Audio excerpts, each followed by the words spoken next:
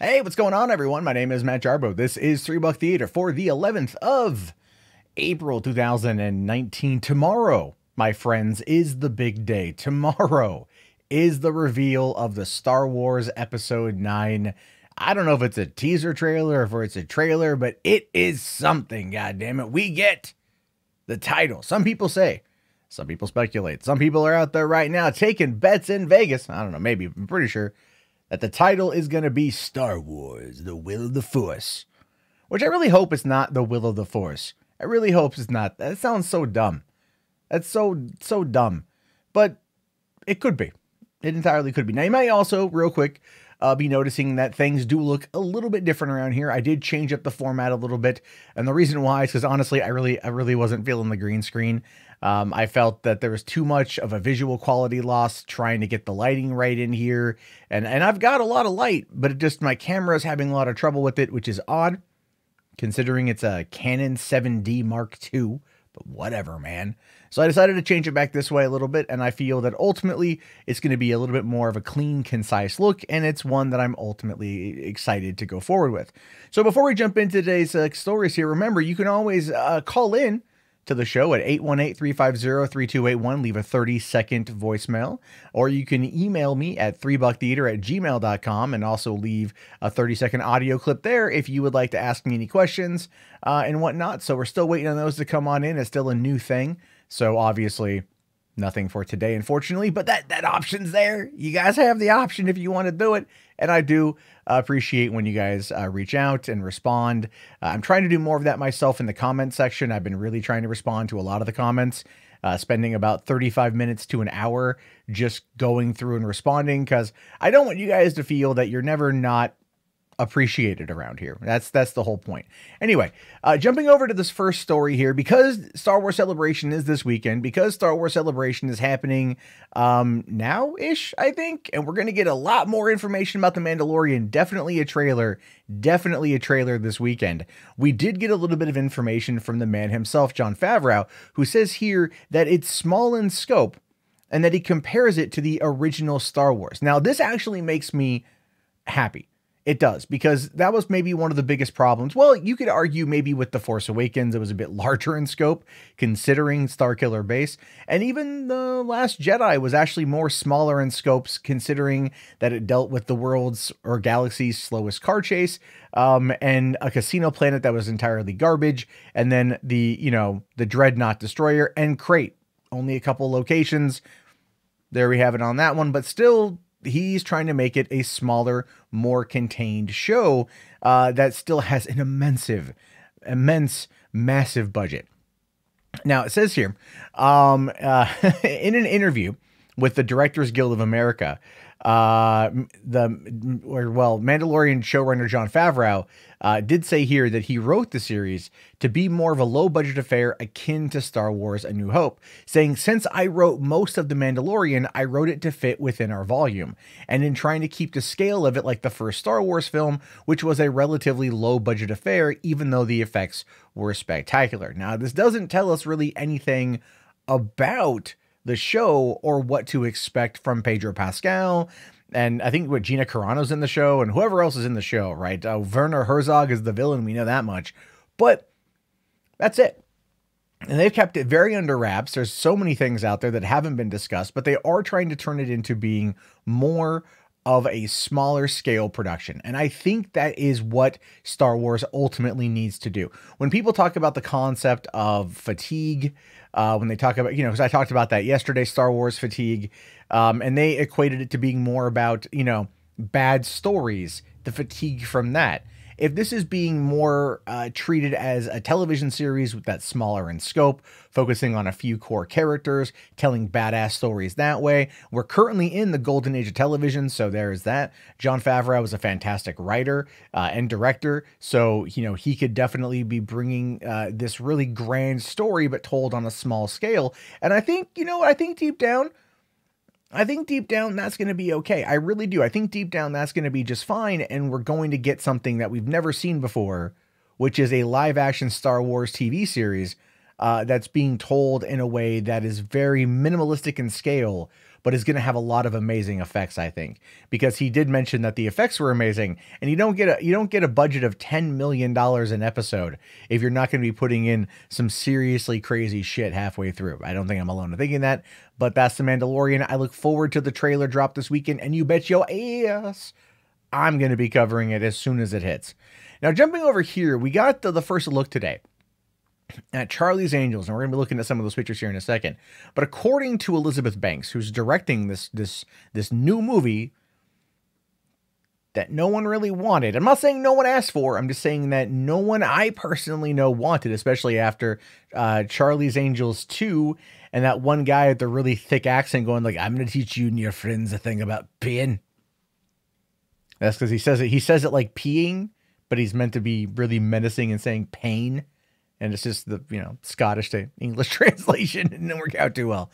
Anyway, so yeah, it says here that this is going to be a continuation, not a reboot, but not from the movies.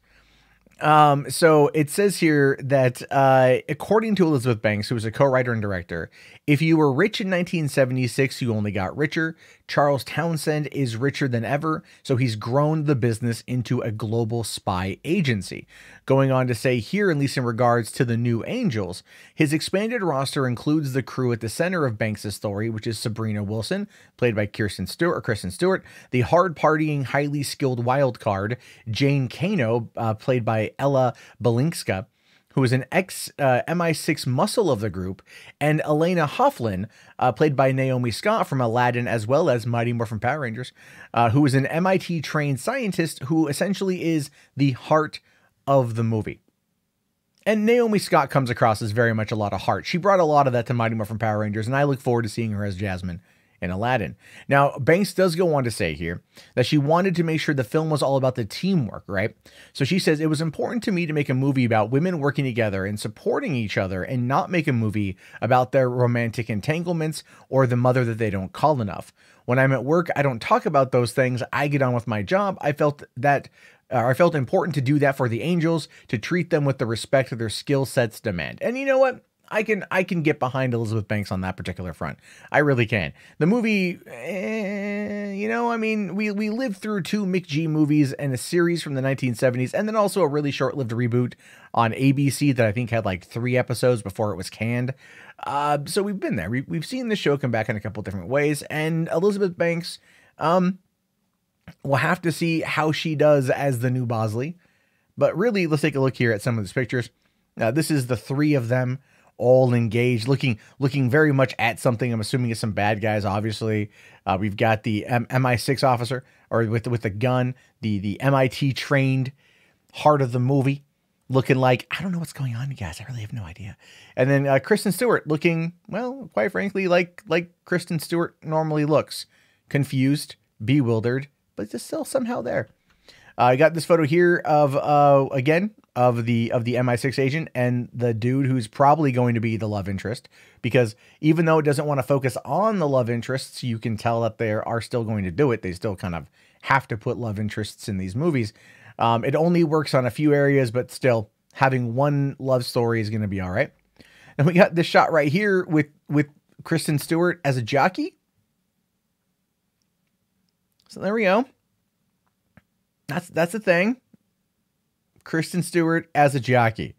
This looks like the world's worst album cover ever. And she's making the prime mistake of looking into the camera lens, which is also giving me a very constipated look, and one that she ultimately probably doesn't really feel. I don't know. I don't know about you, but I'm looking at this movie, I'm like, it will be on Netflix soon enough. So jumping over here, this is one that popped up, and it's a kind of a continuation of the story I covered the other day with J.J. Abrams talking about what he has to do in order to get episode 9 on track, and how there wasn't really a plan. And that was a big deal in my opinion. And I still think it's a big deal, predominantly because when you have a multi-billion-dollar franchise based off of a multi-billion-dollar purchase, you go into that thing with a damn plan. You go in there with a damn plan. If you don't have a plan, what is you doing? And so JJ now is trying to very much, I guess you could say feign confidence, if anything. If anything, definitely feigning confidence in his movie. Now, there are people out there that are going to look at this and go, come on, JJ. Like, Force Awakens wasn't very good. Last Jedi was even worse. But they don't want to sit there and really, give him any credit, I don't think, which is unfortunate. So he says here that episode 9 might be something incredibly special.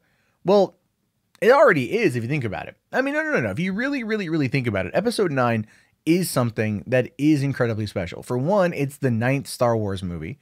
2, it's the 5th Star Wars movie since 2015, which is still something special because we didn't get that many before.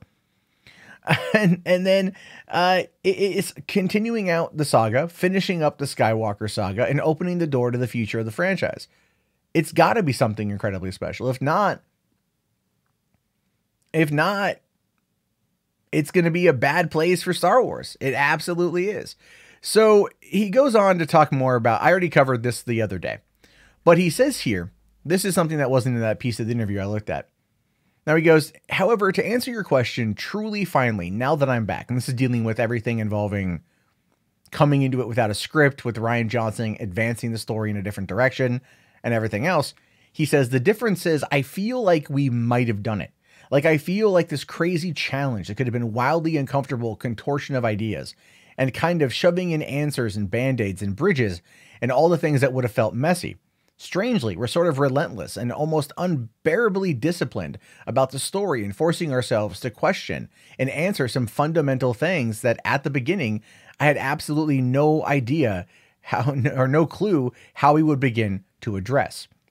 I feel like we've gotten to a place without jinxing anything or sounding more confident than I deserve to be. I feel like we're in a place where we might have something incredibly special. So I feel relief being home, and I feel gratitude that I got to do it. And more than anything, I'm excited about what I think we might have.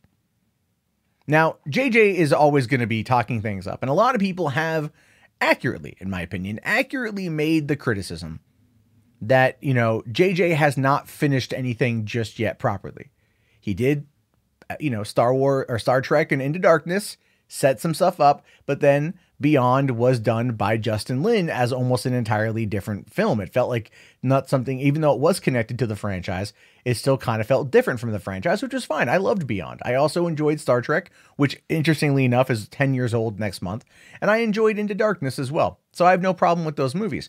But see, the thing here, when he says, I actually feel like this crazy challenge that could have been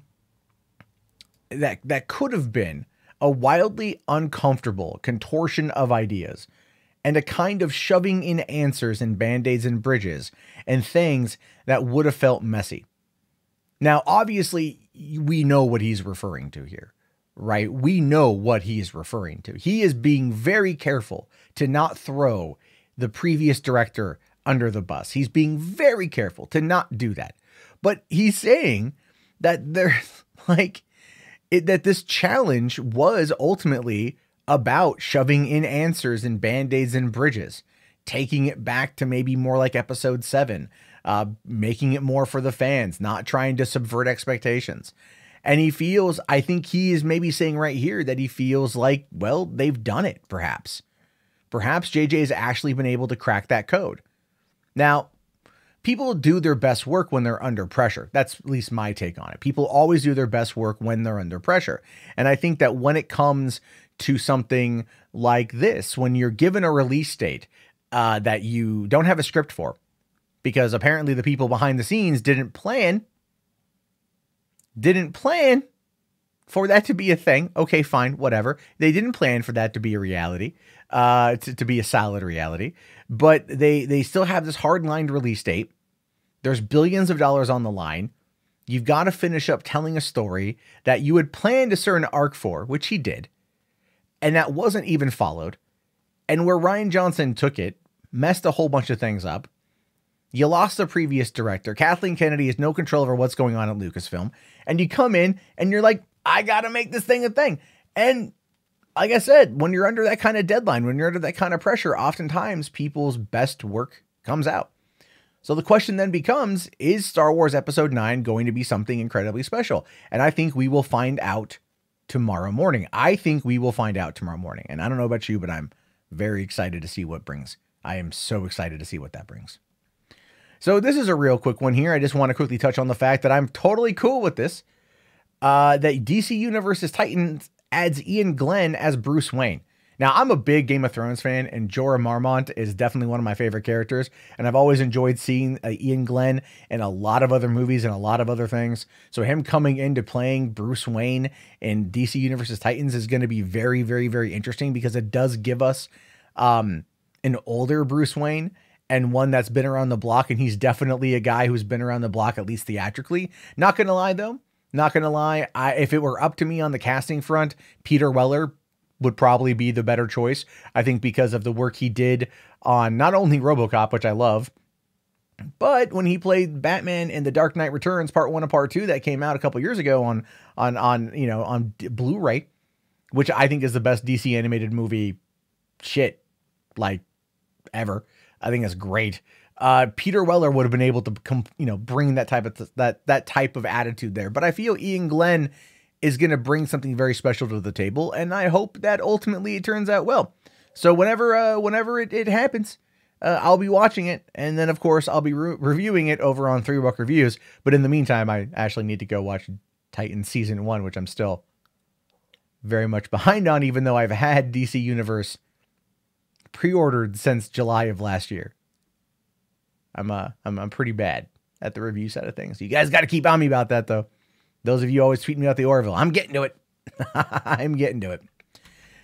This one, Dave Bautista in this new movie. This sounds dope as shit. This could be Bautista's big break, I think, in the action movie marketplace right now. He just retired from the WWE the other day officially.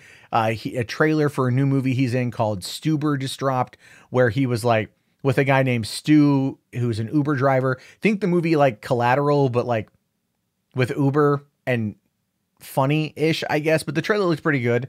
And now he's back with this movie called Killer's Game, and this sounds really good. So this movie will be directed by DJ Caruso, who did Disturbia, Eagle Eye, I Am Number 4, and who was at a time a Michael Bay protege. And I feel ultimately conveys better storytelling techniques than Michael Bay, but hasn't really been able to kind of break out of that shadow over the span of the last like decade and some change. Even though Disturbia, which is now 10 years old, I think this summer was his best effort, even though that was a remake of Rear Window. But this is based off the book The Killer's Game by Jay Bonansinga. And the story follows a veteran hitman named Joe Flood, who is informed by his doctor that he only has a few months to live. So he puts out an open contract on his own life, only to discover that the lab made a mistake and he's actually in perfect health, forcing him to battle an army of assassins out to kill him. Come on. That sounds fucking cool, man. That sounds cool. I want to see this movie. And that'd be pretty good to see, Bautista get out there and really kind of flex his chops a little bit. The story of a hitman battling other hitmen is not anything that is inherently new. The story about a person putting out a hit on their own life, again, isn't really something inherently new. There was the Warren Beatty movie Bulworth that came out in the late 80s or late 90s that was about a politician who put a hit out on himself thinking he wanted to die, and then ultimately discovered he wanted to live, and then also bang Halle Berry to get some of that nappy dugout, if I do recall that scene correctly. And then, of course, we've got the movie, what was that one? 100 Guns. I think it was. It was like 100 Guns. No, Mean Guns. It was Mean Guns. It was Ice-T and Christopher Lambert in a movie, think Battle Royale, but in a prison featuring all hitmen from the mob, all having to kill each other a couple days before the prison even opens. Good, pretty decent direct-to-video film from the late 90s. But, it kind of feels like something like The Condemned, something like that you would find on Netflix at 2 o'clock in the morning on a Saturday. And that's actually not a bad thing. I mean that in the highest possible compliment. So seeing Dave Bautista take on this role is something that I'm curious to see. And I actually really want to check it out, provided that DJ Caruso, who I do feel can deliver a solid movie, is able to bring this one to the forefront, or this one home. And we'll have to wait and see what happens with it. But in the meantime, I'm excited, and I'm just waiting on the trailer whenever they get around to actually doing it. Finally, this one cracks me up. I had to talk about this here. Jason Reitman full on trolling the 2016 Ghostbuster reboot. Full on trolling the Ghostbusters 2016 reboot. Here it says, Jason Reitman's Ghostbusters promo poster says, you know who to call. Yeah, you know who to call. You know it, right? Because if you recall, I don't know if I should ultimately have to explain this, but if you recall, the 2016 abomination of a film decided it wanted to wanted to differentiate itself from Ghostbusters by trying to say, it's Ghostbusters, answer the call. But then the question became, who called? Who freaking called? No one's calling. You busted one ghost in the movie, and then you let it go when it killed Bill Murray. No one's calling you. I mean, if you really think about that, in that whole movie, they busted one ghost, and it killed Bill Murray. That's Paul Feig subverting expectations once again, ladies and gentlemen. But it's true. It's true. That's what they did. So now this movie is coming out, and we know it's going to differentiate itself. It's going to distance itself from the 2016 movie. They know this, right? We know this. And they put it out in this way that's going to anger so many Ghostbuster 2016 fans. The 8 of them. This is the teaser poster here. Summer 2020. You know who to call. Damn right I know who to call, mofo. Damn right I know who to call. I'm going to be calling the Ghostbusters. None of that lame-ass reboot shit. I want the real Ghostbusters. Now, I still think that even though this particular story is not going to be in New York City, it's going to be taking place after Ghostbusters predominantly falls, which the way they're setting it up, the way that they've got the movie focusing on kind of a family, right? A young girl, her slightly older brother played by Finn Wolfhard. This is, what they're planning to do is clearly make it more about the kids. And like I said before, I think Jason Reitman's own experience growing up with Ghostbusters, he's coming at it from that perspective. So that's the story he's going to tell. And I think it's probably going to be, something to do with Egon and the family, Egon's family, maybe Egon's granddaughter. And then Ray's going to still be around, but the Ghostbusters as a whole is going to be probably pretty, as a business, is going to be toasted. And now they have to, basically kind of come back together and reboot the brand and save a small town for some ghosts and take it out of the big city. Could be interesting. Could be fascinating. I think that ultimately Reitman knows what he's doing, and he knows that he's going to tell the story well. And again, full confidence in him on that particular front. And I like the fact here that it's trolling, that it says, you know who to call. Not Paul Feig's movie. And that is great that they're calling it out, that they're setting up that they're distancing themselves, because the last thing they want to do is to have that really terrible cross promotion, right? The movie came out 3 years ago in a couple months. And by the time this movie comes out, it will be 4 years since the release of that last one. But it's not like people on the internet, people on Twitter and social media aren't going to continuously remind you that the last one was actually not that bad, you guys. It was okay. I mean, it wasn't that bad of a movie, right? I mean, like Kate McKinnon was funny. Yeah. Was she? I mean, all things considered, I don't find Leslie Jones to be that funny at all, but she had the best parts of that whole movie because she at least brought it. Kate McKinnon was just like, hey guys, point a camera at me. I'm going to do what I'm going to do. And then Paul Feig's like, all right, let it run for 20 minutes and we'll just edit it together later on. We'll fix it in post. That's what happened. That's what happened here. But look, this is a good treat. This is a good troll. The question then becomes, how much are other people going to really get pissy at this? And that's what I'm waiting for, is the salt from the 2016 fans, because if there were as many of you as you try to claim there are, people would have actually come and seen the movie. Anyway, so just to recap for you guys, here, you guys can call in voicemail 24 hours a day, 7 days a week, 818-350-3281, or email us 3bucktheater@gmail.com. So I can take your questions, because this is the time in the show when I would take questions and answers of those kind of things. Unfortunately, didn't get any today, and that is perfectly fine, but just want to make sure that you guys know that it's available. And so, for the 11th of April, 2019, this has been 3 Buck Theater's podcast. I will be back tomorrow after I watch the Star Wars trailer, which you can get my coverage of that right off the goddamn bat. I'm going to be putting out a trailer reaction as soon as humanly possible, because I want to see that. I'm going to be breaking that thing down shot by shot if I have to, enough to get around copyright. And definitely going to be talking a lot about it. Plus, I think I have some, I have a Game of Thrones predictions video that I'm working on, and a few other things I'm working on as well. Anyway, guys, I really appreciate you hanging out with me today. I really appreciate you guys being here and watching the show. I'll talk to you all